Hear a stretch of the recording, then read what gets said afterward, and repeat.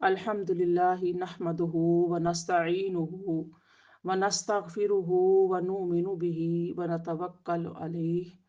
व नऊज़ु बिल्लाहि मिन शुरूरि अनफुसिना व मिन सय्यिआति अअमालिना मन यहदिल्लाहु फला मुदिल्ल लहु व मन युद्लिल्हु फला हादिय लहु व नशहदु अन्न मुहम्मदन अब्दुहु व रसूलुहु अम्मा बाद फ़अऊज़ु बिल्लाहि मिनश शैतानिर रजीम बिस्मिल्लाहिर रहमानिर रहीम क़ालल्लाहु तआला फ़िल क़ुरआनिल मजीद वल फ़ुरक़ानिल हमीद वल्लज़ीना ला यदऊना मअल्लाहि इलाहन आखर वला यक़्तुलूनन नफ़्सल्लती हर्रमल्लाहु इल्ला बिल हक़्क़ि वला यज़्नून वमन यफ़अल ज़ालिका यल्क़ा असामा युदाअफ़ु लहुल अज़ाबु यौमल क़ियामति व यख़्लुद फ़ीही मुहाना इल्ला मन ताब व आमन व अमिल अमलन सालिहन फ़उलाइका युबद्दिलुल्लाहु सय्यिआतिहिम हसनात वकानल्लाहु गफूरुर रहीमा। सदक़ल्लाहुल अज़ीम। तर्जुमा समाअत फरमाएं।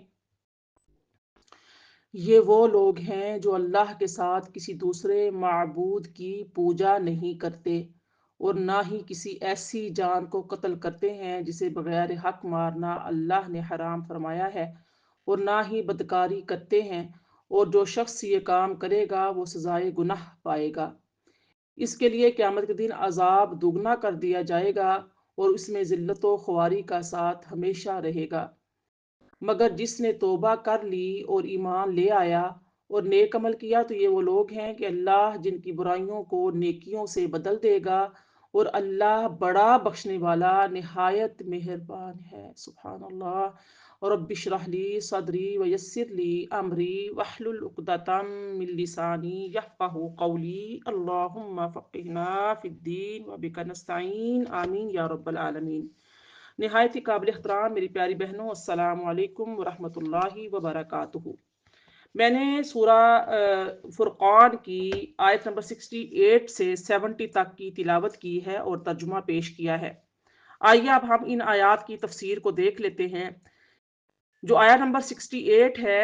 इसके बारे में हज़रत इब्ने अब्बास रज़ियल्लाहु ताला अन्हुमा बयान करते हैं कि रसूलुल्लाह सल्लल्लाहु अलैहि वसल्लम ने हज़रत सैयदना हम्ज़ा रज़ियल्लाहु ताला के कातिल जो वाशी को बुलाया और उसको इस्लाम की दावत दी। जो वाशी था जिसने हज़रत हम्ज़ा जो कि नबी करीम सल्लल्लाहु अलैहि वसल्लम के चचा थे उनको शहीद किया था, तो जब आपने उनको दावत दी तो उस जो वाशी था उसने कहा, या मोहम्मद सल्लल्लाहु अलैहि वसल्लम, आप मुझे अपने दीन की किस तरह दावत दे रहे हैं, हालांकि आपने ये कहा है कि जिसने शिरक किया या नाहक कत्ल किया या जिना किया वो अपने गुनाहों की सजा पाएगा। ये आया वो जो अभी मैंने आपके सामने तिलावत की है। तो क़यामत के दिन उसका अजाब को दुगना कर दिया जाएगा और उस अजाब में जिल्लत के साथ हमेशा रहेगा। और मैं ये तमाम काम कर चुका हूँ, क्या आप मेरे लिए कोई रुखसत पाते हैं? कोई है मुआफ़ी की बात कि अल्लाह ताला मुझे मुआफ़ कर दे? तो आप सल्लल्लाहु अलैहि वसल्लम ने ही यही आयत नंबर 68 यानी कि तिलावत फरमाई, जो मैंने अभी आपके सामने तिलावत की है। तो आपने ये आयत जब पढ़ी तो सिवा इसके कि जिसने तौबा कर ली और ईमान लाया और उसने नेक अमाल किए, तो ये लोग वो हैं जिनके गुनाहों को अल्लाह नेकियों से बदल देगा और अल्लाह ताला बहुत बख्शने वाला बेहद रहम फरमाने वाला है। ये आयत नंबर 70 थी।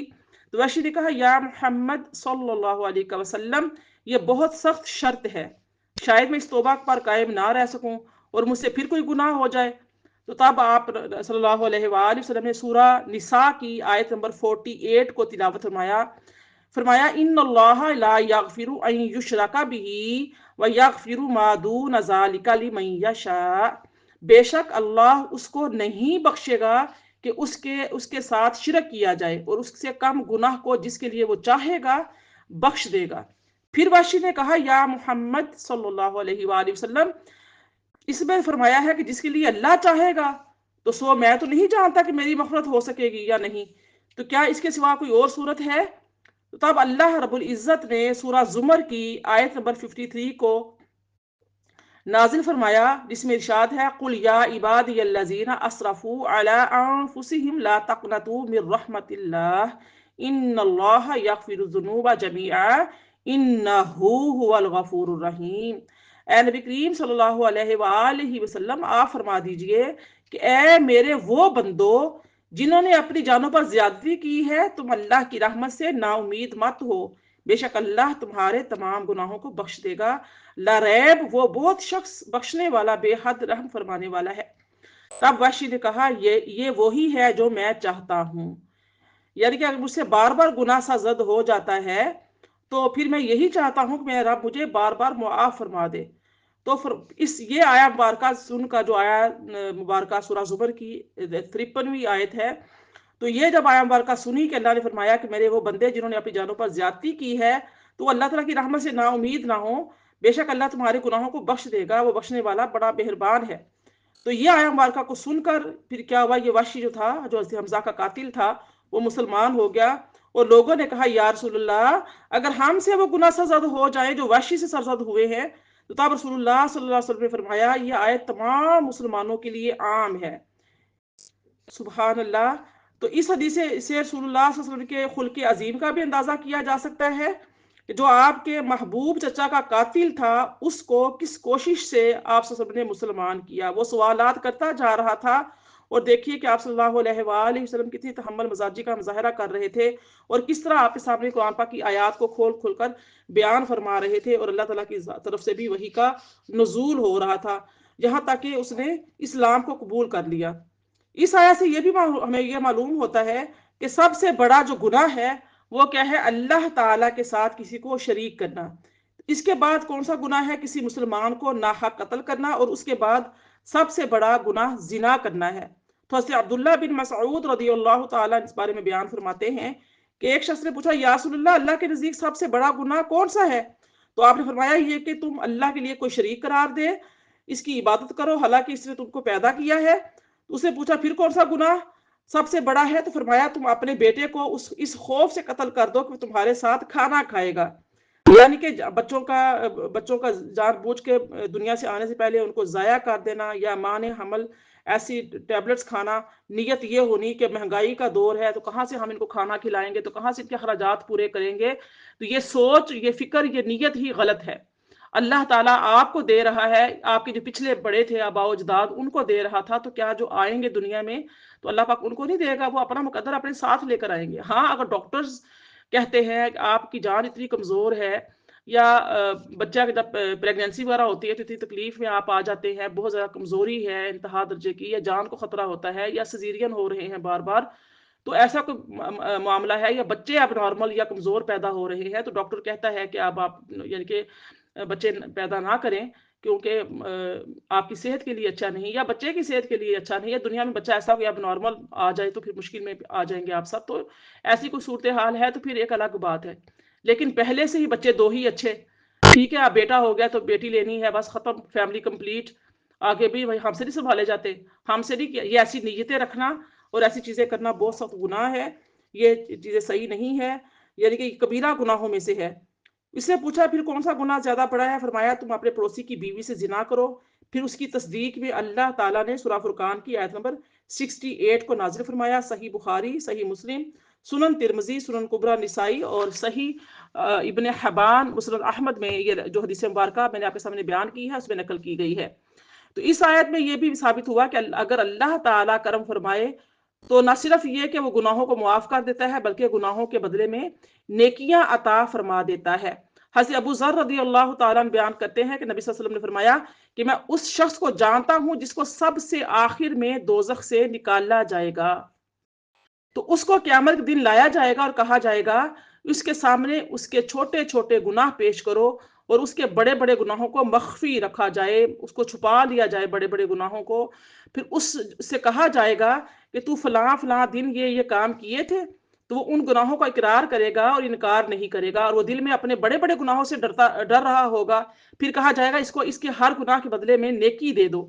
تب وہ کہے گا اے میرے رب میرے تو اور بڑے بڑے گناہ ہیں جن کو میں یہاں پر نہیں دیکھ رہا۔ تو حضرت ابو ذر نے کہا کہ میں نے دیکھا کہ رسول اللہ صلی اللہ علیہ وسلم ہنس رہے تھے، حتیٰ کہ آپ کی داڑھیں ظاہر ہو گئیں، یہ بھی حدیث مبارکہ صحیح مسلم میں ہے، سنن ترمذی، مسند احمد، صحیح ابن حبان، مسند ابو عوانہ میں یہ حدیث مبارکہ رقم کی گئی ہے۔ حضرت ابو ذر رضی اللہ تعالیٰ عنہ بیان کرتے ہیں کہ مجھ سے رسول اللہ صلی اللہ علیہ وسلم نے فرمایا، تم جہاں کہیں بھی ہو اللہ سے ڈرتے رہو، اگر کوئی گناہ ہو جائے تو اس کے بعد کوئی نیکی کر لو، وہ نیکی اس گناہ کو مٹا دے گی، اور لوگوں کے ساتھ اچھے اخلاق کے ساتھ پیش آؤ۔ میری پیاری بہنوں، کبیرہ گناہ جو ہیں وہ صرف توبہ کرنے سے معاف نہیں ہوتے۔ جو کبیرہ گناہ ہوتے ہیں وہ معاف ہوتے ہیں جب تک وہ چھوڑے نہ جائے۔ اور گناہ کہتے ہیں اس چیز کو کہ جب انسان کا دل جو ہے یعنی کہ الاسم ما حاک فی صدرک وکرہت ان یعطل علیہ، گناہ کیا ہے کہ جس سے تمہارے دل میں خلجان پیدا ہو جائے کہ یہ میں نے کام کیا ہے، ایک ہلچل مچ جائے، ما حاک فی صدرک، تمہارے دل کا اطمینان مستنصر ہو جائے، یعنی کہ تمہارے دل کا جو اطمینان ہے وہ بکھر جائے، ایک ہیجان برپا ہو جائے کہ میں نے یہ کر دیا، مجھے یہ نہیں کرنا چاہیے تھا، اور معاشرتی سطح پر بھی اس کام کو برا جانا جائے، تو اسلامی معاشرہ بھی صحیح حکم لگاتا ہے کہ خیر کو خیر اور شر کو شر کہتا ہے، کہ اللہ تعالیٰ نے سورہ سمجھ میں فرمایا ہے، یعنی کہ وَنَفْسٍ وَمَا سَوَّاهَا فَأَلْهَمَهَا فُجُورَهَا وَتَقْوَاهَا۔ تو گناہ کرنا ایک تو ہوتا ہے گناہ جان بوجھ کر کرنا، پتہ ہے کہ گناہ ہے تو اتنی ڈٹائی کے ساتھ اس کو آگے بڑھ کر کرنا، ایک ہوتا ہے کہ پتہ نہیں تھا گناہ سرزد ہو گیا، تو جب پتہ چلا کہ یہ گناہ تھا میں کر بیٹھا تو اس پر کیا ہوا، تائب ہو گئے۔ لیکن اگر کبیرہ گناہ ہے اور پھر وہ اس پہ قائم ہے اور صرف تسبیحاں کر رہے ہیں، سبحان اللہ، الحمدللہ، یا استغفر اللہ استغفر اللہ، تو یہ تسبیح ایسے جو گناہ ہیں وہ معاف نہیں ہوتے۔ گناہ وہی معاف ہوتے ہیں جن پر آپ توبہ کرتے ہیں سچے دل سے، اور ان کو گناہوں کو چھوڑ دیتے ہیں، خواہ وہ چھوٹا ہو خواہ وہ کبیرہ ہو، یعنی کہ کبیرہ ہو یا صغیرہ ہو، تو جب تک آپ خود چھوڑتے نہیں تب تک کیا ہوتا ہے، وہ گناہ معاف نہیں ہوتے۔ اب آئیے دیکھیے آگے دیکھ لیجیے آیت نمبر جو ہے 71 کو دیکھ لیجیے، ارشاد ہوتا ہے وَمَا تَابَ وَعَمِلَ صَالِحًا فَإِنَّهُ يَتُوبُ إِلَى اللَّهِ مَتَابًا، اور جس نے توبہ کر لی اور نیک عمل کر لیا تو اس نے اللہ کی طرف رجوع کر لیا۔ آپ دیکھیں اس آیہ مبارکہ جو ہے، یہ جو آیہ مبارکہ 71 ہے، اس کا خلاصہ یہ ہے کہ جس نے توبہ کی وہ اللہ کی طرف توبہ کرتا ہے۔ اس لیے حضرت ابن عباس رضی اللہ تعالیٰ عنہما نے فرمایا کہ اس آیت کا یہ معنی ہے کہ اہل مکہ میں سے جو شخص ایمان لے آیا اور اس نے ہجرت کر لی اور اس نے قتل کیا نہ زنا کیا بلکہ نیک کام کیے اور فرائض کو ادا کیا، تو ان کی اللہ کی طرف سے سچی توبہ ہے۔ یعنی میں نے ان کو ان لوگوں پر فضیلت دی ہے جنہوں نے نبی صلی اللہ علیہ وسلم سے قتال کیا تھا اور حرام کاموں کو حلال کر دیا تھا۔ تو قفال اس کے بارے میں کہتے ہیں کہ یہ بھی ہو سکتا ہے کہ پہلی آیت ان لوگوں کے متعلق ہو جنہوں نے مشرکین میں سے توبہ کی ہو، اور دوسری آیت ان لوگوں کے متعلق ہو جنہوں نے مسلمانوں میں سے توبہ کی ہو اور توبہ کرنے کے بعد نیک عمل کیے ہوں، کیونکہ وہ بھی توبہ کرنے والوں کے حکم میں ہیں۔ اور ایک قول یہ ہے کہ اس آیت میں یہ بتایا گیا ہے کہ جس نے زبان سے توبہ کی اور توبہ کو پختہ کرنے کے لیے نیک عمل نہیں کیے تو اس کی توبہ نفع آور نہیں ہوگی، بلکہ جو توبہ کرے اور اس کے بعد نیک عمل کرے تو وہ اپنی توبہ کو اعمال صالحہ سے پختہ کر دیتا ہے۔ جب انسان کوئی برائی کر لے، کوئی سے گناہ سرزد ہو جائے تو وہ توبہ سچی کرے، صرف زبان سے اقرار نہ کرے بلکہ سچی توبہ کرے، اور اس کے بعد کیا کرے، کوئی نیک عمل کرے، صدقہ دے دے، نفل پڑھ لے، روزہ رکھ لے، اللہ پاک کی بارگاہ میں استغفار کرے، کوئی بھی کسی کے ساتھ بھلائی کا کام کر دے تو وہ جو گناہ اس نے کیا تھا وہ گناہ جو ہے وہ مٹ جائے گا۔ تو آگے دیکھیے سورت جو ہے آیت نمبر 72 دیکھ لیے، والذین لا یشہدون والذین لا یشہدون الزور واذا مروا باللغو مروا کراما، اور یہ وہ لوگ ہیں جو کذب اور باطل کاموں میں قولاً اور عملاً دونوں صورتوں میں حاضر نہیں ہوتے، اور جب بےہودہ کاموں کے پاس سے گزرتے ہیں تو دامن بچاتے ہوئے نہایت وقار اور متانت کے ساتھ گزر جاتے ہیں۔ سبحان اللہ۔ اس بارے میں جو لفظ اس کا زور آیا ہے لفظ، اس سے مراد شرک ہے، اور اس بارے میں علی بن ابی طلحہ نے کہا ہے کہ اس سے مراد جھوٹی گواہی ہے۔ تو حضرت عمر بن خطاب رضی اللہ تعالیٰ عنہ جھوٹی گواہی دینے والے کو 40 کوڑے مارتے تھے اور ان کا منہ کالا کر دیتے تھے اور ان کو بازار میں گشت کراتے تھے۔ تو ابن جریح جو ہیں وہ اس بارے میں کہتے ہیں کہ الزور سے مراد جھوٹ ہے، مجاہد کہتے ہیں کہ اس سے مراد مشرکین کی عیدیں ہیں، اور ایک قول اس کے بارے میں یہ آتا ہے کہ اس سے مراد ماتم کی مجلس ہے۔ قتادہ نے کہا کہ اس کا معنی ہے کہ وہ اہل باطل کی باطل پر موافقت نہیں کرتے، اور محمد بن حنفیہ نے کہا اس سے مراد ہے کہ وہ لہو یعنی کھیل کود اور غنا یعنی کہ موسیقی کی مجلسوں میں حاضر نہیں ہوتے۔ جہاں پہ موسیقی چل رہی ہوتی ہے، ناچ گانا ہوتا ہے، ایسے چیزیں ہوتی ہیں، تو وہاں پر جو متقی لوگ ہیں، پرہیزگار لوگ ہیں، اللہ سے ڈرنے والے لوگ ہیں، وہ یہ کام کرتے ہیں کہ وہ ایسی جگہوں پہ، ایسی مجالس میں شرکت نہیں کرتے۔ اسی آیا مبارکہ کے بارے میں حضرت ابن مسعود رضی اللہ تعالیٰ نے کہا کہ غنا دل میں اس طرح نفاق پیدا کرتا ہے جس طرح پانی کھیتی کو اگاتا ہے۔ تو زور یعنی اس کا اصلی معنی ہے کہ کسی چیز کی صفت کے خلاف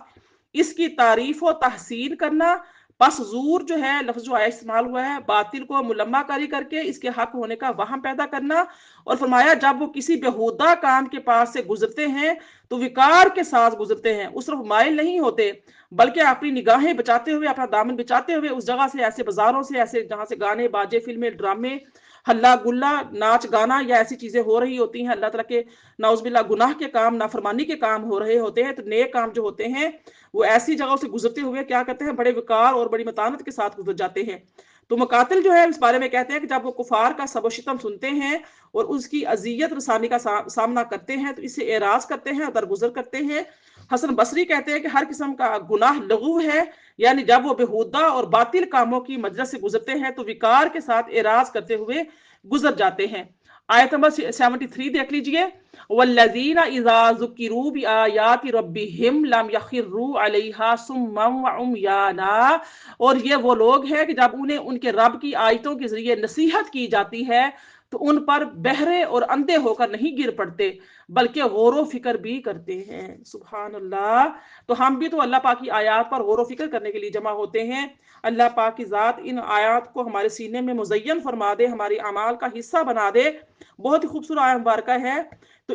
ان کے سامنے جب قرآن مجید کی تلاوت کی جاتی ہے تو وہ آخرت اور حشر کے دن کو یاد کرتے ہیں۔ یہ کون لوگ ہیں؟ جو نیکوکار ہیں، صالحین ہیں، متقین ہیں، اللہ پاک سے ڈرنے والے لوگ ہیں۔ ان کی صفات بیان کی جا رہی ہیں کہ جب ان کے سامنے اللہ پاک کی آیات، قرآن پاک کی آیات کو تلاوت کیا جاتا ہے اور آخرت کا، حشر کا بیان کیا جاتا ہے تو ان دنوں کو یاد کرتے ہیں اور قرآن کریم کو غفلت سے نہیں سنتے، غفلت کے ساتھ کاموں میں لگے ہوئے ہیں، بس ٹھیک ہے باجی بول رہی ہیں، ہمیں کون دیکھ رہا ہے۔ یہ تو خوف نہیں ہوتا کہ اللہ بھی تو دیکھ رہا ہے۔ اگر وہ 1 گھنٹے کے لیے ہمارے لیے بند کے بیٹھی ہوئی، وہ بھی تو ایک عورت ہے، اگر انہوں نے اپنے سارے کاموں کو، اپنی مصروفیات کو، ہر چیز کو بالائے طاق رکھا ہے، رکھ کر بیٹھی ہیں، تو پھر ہمیں بھی اسی طریقے سے بیٹھ جانا چاہیے، بڑے مؤدب طریقے سے، کیونکہ ہمارا رب تو ہماری یعنی کہ ہر چیز کا واقف ہے۔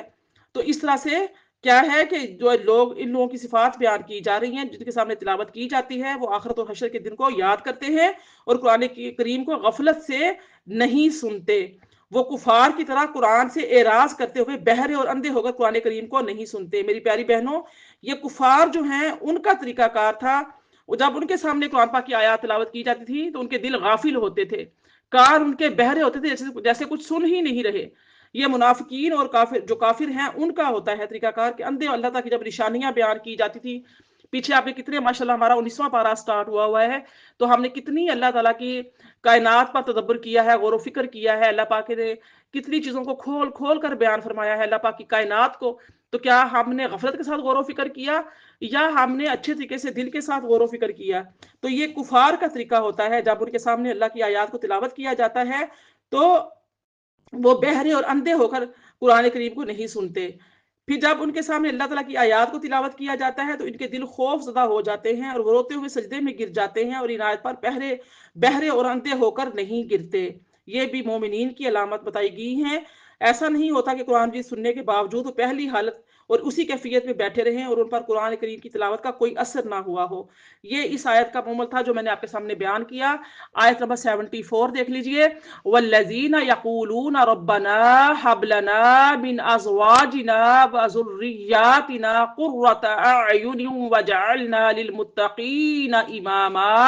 اور یہ وہ لوگ ہیں جو حضور باری تعالیٰ میں عرض کرتے ہیں، اے ہمارے رب، ہمیں ہماری بیویوں اور ہماری اولاد کی طرف سے آنکھوں کی ٹھنڈک عطا فرما۔ فرما اور ہمیں پرہیزگاروں کا پیشوا بنا دے، آمین۔ یہ بھی متقین کی یہاں پہ بتایا جا رہا ہے کہ جہاں متقین قرآن پاک کو غفلت کے ساتھ بھی سنتے، آخرت کو، حشر کو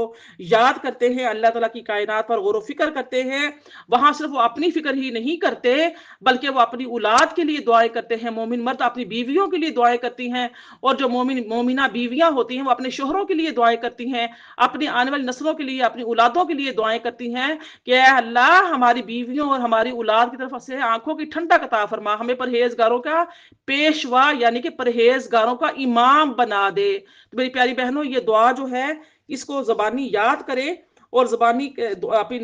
یاد کرنے کے بعد اپنی نمازوں کا حصہ بنائیں۔ اس آیت سے ہمیں یہ معلوم ہوتا ہے کہ اولاد کے حصول کی دعا کرنی جائز ہے، جیسا کہ قرآن پاک سورہ آل عمران کی آیت نمبر 38 میں بھی ہم پڑھ چکے ہیں، رب حب لی من لدنک ذریۃ طیبہ، اے رب مجھے اپنے پاس سے پاکیزہ اولاد عطا فرما، فہب لی من لدنک ولیہ، سورہ مریم میں بھی آیت نمبر 5 میں ہم نے پڑھا تھا، پس تو مجھے اپنے پاس سے وارث عطا فرما۔ اولاد کی طلب کرنا جائز ہے، اولاد کی طلب کرنی چاہیے، اللہ پاک سے ہی مانگنا چاہیے، لیکن اولاد نیک مانگنی چاہیے۔ نیک اولاد وہ جو آپ کی خدمت گزار ہو، جو اللہ اور اس کے رسول صلی اللہ علیہ وآلہ وسلم کی اطاعت گزار ہو۔ جب آپ اپنی اولاد کو دیکھیں، بچوں کو دیکھیں تو آپ کی آنکھیں ٹھنڈی ہو جائیں، آپ کا کلیجہ ٹھنڈا ہو جائے۔ ایسے دعائیں مانگیں، اللہ پاک سے نیک اولاد مانگے، کامل مکمل صحت مند تندرست ایمان والی اولاد مانگے۔ صرف یہ نہ کہے اللہ مجھے بیٹا دے دے، بیٹی دے دے، بیٹا دے دے، بیٹی دے دے، بس یہ نہ کریں۔ اللہ پاک نیک دے، زندگی والا دے، صحت والا دے، کامل مکمل دے۔ اللہ پاک اپنے سوسن کی غلامی عطا فرما، تیرے دین کے جھنڈے کو سر بلند کرنے والا ہو۔ ایسی اچھی اچھی اللہ پاک سے دعائیں مانگا کریں، اپنے پوتے پوتیوں کے لیے، نواسے نواسیوں کے لیے، اپنی اولاد کے لیے، جو جس عمر میں ہے، جس کو جو طلب ہے، اچھی اچھی نیتیں رکھا کریں، اچھی اچھی دعائیں مانگا کریں۔